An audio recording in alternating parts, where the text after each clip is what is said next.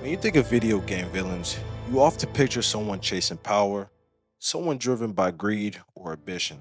But Dead Rising offers something more complex, something more tragic. Carlito Keyes does not seek power, he seeks consequence. He wants the world to feel the pain that his hometown once endured, and he is willing to destroy everything to make that happen. Before we can understand Carlito's rage, we have to understand his origin. Carlito came from a small Central American town called Santa Cabeza, a quiet place where people lived simple lives until a secret government experiment changed everything. Researchers were developing a biological program using parasitic wasps capable of influencing human behavior. The testing was hidden and dangerously unstable, and the locals had no idea what was being done near their homes. Then the experiment went wrong. The containment failed, and the infection spread throughout Santa Cabeza. People began transforming as chaos tore through the town overnight. In response, the government made a terrible decision. Instead of saving the people, they chose to erase all evidence that the incident ever happened. Santa Cabeza was wiped from the map, its people silenced to protect the secret. Among the smallest group of survivors were Carlito and his sister Isabella. They became the last witnesses to a tragedy that the world would never know. That kind of loss does not just wound a person, it changes them entirely. It turns mourning into obsession at that point. Out of all that destruction, one single truth remained for Carlito. If justice would not come from the system, then it had to be created by his own hand. Carlito's revenge was not chaos, but deliberate design. Every part of the Willamette outbreak was planned with purpose. He chose a shopping mall, a temple of material comfort, as his battleground, turning a symbol of consumer life into an emblem of corruption and denial. Carlito knew that the truth would be buried again, just like Santa Cabeza had been. So he made sure it could not be hidden. His bombs were meant not only to spread infection, but to spread awareness, forcing the world to confront what it had ignored before. Then came the darkest part of his plan. He infected 50 orphans across the country, each one of unknowingly carrying a small piece of the parasite. They were scattered throughout the nation. Every one of them represented what had happened in Santa Cabeza. Innocence turned into a weapon by forces far beyond their control. In his mind, he was giving America a mirror image of his own cruelty. You destroy one town, I'll make you live through 50. Carlito's hatred, however, was not limited to those who gave the orders. It extended to an entire culture that allowed such things to happen. He saw not only the government, but society itself as guilty, a population too comfortable to look beyond its own convenience.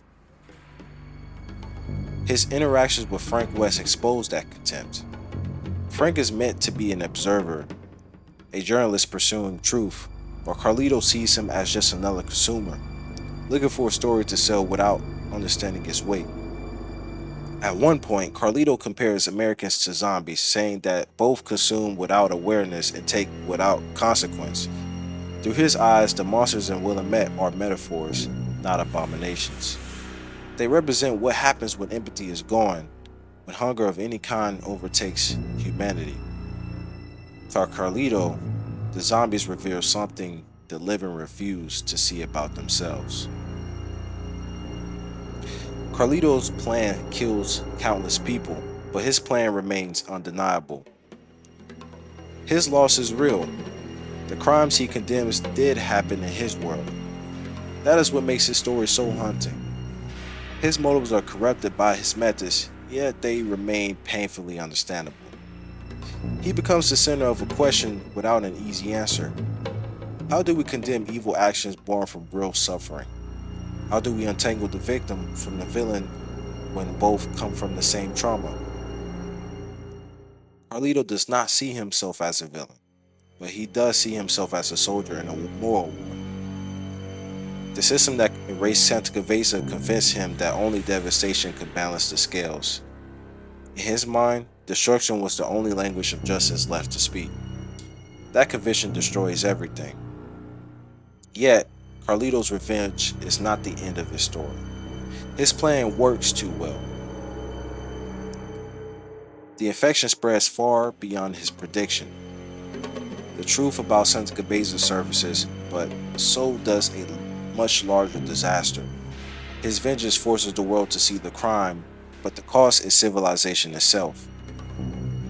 His sister Isabella spends the rest of her life trying to undo what he started, developing a cure, helping survivors, and dedicating her life to rebuilding the world Isabella broke. Her path stands as the alternative answer to his despair. The same plan met with compassion instead of destruction. Carlito Keyes is a study in righteous anger refined into catastrophe. His cause is justified, but his actions are unforgivable. Dead Rising uses him to explore how the pursuit of justice through hatred always collapses under its own weight. It shows that even the most understandable pain can turn monstrous when it demands that others suffer to make it seem. Carlito Keyes forces us to look at the systems that fail people and asks us what happened when those failures create monsters who still believe that they are fighting for what it is right. Dead Rising does not ask us to forgive them. It asks us to understand the conditions that made him possible and to question if justice achieved through suffering can even be justice at all. Life has been to get revenge for what you people did to Santa Cabeza, to my hometown.